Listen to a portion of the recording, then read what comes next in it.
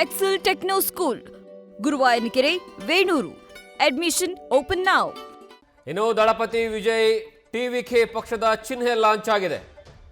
ತಮಿಳುನಾಡಿನ ಮಲ್ಲಾಪುರಂನಲ್ಲಿ ಚಿಹ್ನೆಯನ್ನು ಬಿಡುಗಡೆ ಮಾಡಲಾಗಿದೆ.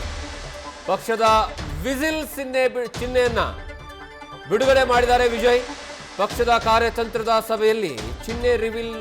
ಇದು ಚುನಾವಣೆಯಲ್ಲ, ಪ್ರಜಾಪ್ರಭುತ್ವದ ಯುದ್ಧ. ಈ ಯುದ್ಧ ಗೆಲ್ಲಲು ನೀವೇ ನನ್ನ ಕಮಾಂಡೋಗಳು.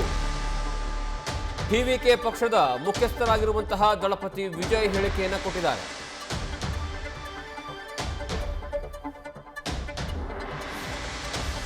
ಪಕ್ಷದ ಅಧಿಕೃತವಾದಂತಹ ಚಿಹ್ನೆಯನ್ನ ಲೋಕಾರ್ಪಣೆ ಮಾಡುವ ಮೂಲಕವಾಗಿ ಈ ಬಾರಿಯ ತಮಿಳುನಾಡಿನ ಚುನಾವಣೆಗೆ ವಿಜಿಲ್ ಹೊಡೆಯೋದಕ್ಕೆ ವಿಜಯ್ ಎಂಟ್ರಿಯನ್ನು ಕೊಟ್ಟಿದ್ದಾರೆ. ಅವರಿಗೆ ಚುನಾವಣಾ ಆಯೋಗದಿಂದ ಅವರ ಪಕ್ಷಕ್ಕೆ ಒಂದು ಚಿಹ್ನೆಯನ್ನ ಕೊಡಬೇಕಿತ್ತು. ಆ ಚಿಹ್ನೆ ವಿಜಿಲ್ ಇದೆ.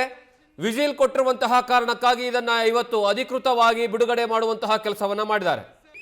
ಟಿವಿಕೆ ಪಕ್ಷದ ಚಿಹ್ನೆಯನ್ನ, ಚುನಾವಣಾ ಆಯೋಗ ಕೊಟ್ಟಿರುವಂತಹ ಚಿಹ್ನೆಯನ್ನ ಅಧಿಕೃತವಾಗಿ ಬಿಡುಗಡೆ ಮಾಡುವಂತಹ ಕಾರ್ಯಕ್ರಮದಲ್ಲಿ ವಿಜಯ್ ಆ ಒಂದು ವಿಜಿಲ್ ಅನ್ನ ಬಿಡುಗಡೆ ಮಾಡುವ ಮೂಲಕವಾಗಿ ತಮ್ಮ ಪಕ್ಷದ ರಣಕಹಳೆಗೆ ಸಿದ್ಧರಾಗಿದ್ದೀರಾ ಅನ್ನುವಂತಹ ಸಂದೇಶವನ್ನು ರವಾನೆ ಮಾಡಿದ್ದಾರೆ.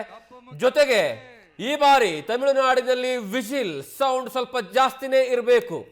ಅದರ ಜೊತೆಗೆ ಪಕ್ಷದ ಚಿಹ್ನೆಯನ್ನ ಬಿಡುಗಡೆ ಮಾಡಿದ ನಂತರ ಅವರು ಮಾತನಾಡೋ ಸಂದರ್ಭದಲ್ಲಿ ಒಂದು ಮಾತು ಹೇಳ್ತಾರೆ, ಇದು ಚುನಾವಣೆಯಲ್ಲ, ಪ್ರಜಾಪ್ರಭುತ್ವದ ಯುದ್ಧ. ಇವು ಯುದ್ಧವನ್ನ ಗೆಲ್ಲೋ ಸಲುವಾಗಿ ನೀವೇ ನನ್ನ ಕಮಾಂಡರ್ಸ್. ಅಂದ್ರೆ ಟಿವಿಕೆ ಪಕ್ಷದ ಕಾರ್ಯಕರ್ತರನ್ನ ಉದ್ದೇಶಿಸಿ ಮಾತನಾಡೋ ಸಂದರ್ಭದಲ್ಲಿ ಯಾವ ಮಟ್ಟಿಗೆ ಆ ಸಂಭ್ರಮಾಚರಣೆ ಇರುತ್ತೆ ಅಂದ್ರೆ, ಆ ವೇದಿಕೆಯ ಮೇಲೆ ನಿಂತ್ಕೊಂಡು ಮಾತನಾಡೋ ಸಂದರ್ಭದಲ್ಲಿ ಅಲ್ಲಿರುವಂತಹ ಕೆಳಗಡೆ ಇರುವಂತಹ ಕಾರ್ಯಕರ್ತರು ಎಲ್ಲರೂ ಸಹ ವಿಜಿಲ್ ಹೊಡಿತಾ ಇದ್ರೆ ತಮ್ಮ ಎರಡೂ ಕಿವಿಯನ್ನ ಮುಚ್ಕೊಳ್ತಾರೆ ವಿಜಯ್. ಅಂದ್ರೆ ಅಷ್ಟರ ಮಟ್ಟಿಗೆ ಆ ಕಾರ್ಯಕರ್ತರಲ್ಲಿ ಉತ್ಸಾಹ.